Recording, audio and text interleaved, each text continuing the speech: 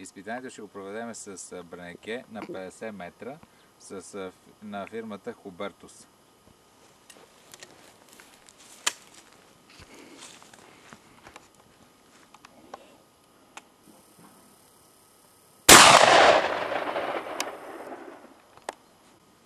Това е попадението, което извършихме на 50 метра от бранеке Хубертус.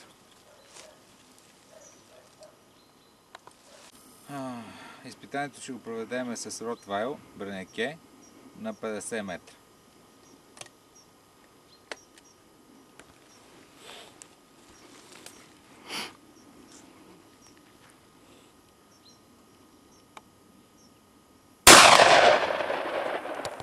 Резултатът от Ротвайла е този, който отбелязваме близо до центъра.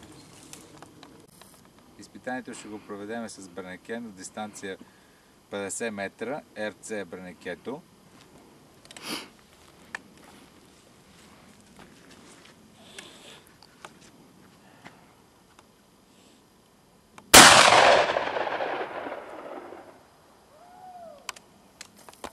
Резултатът, който постигнахме с RC-то е малко в ляво, около 35 см може би от центъра.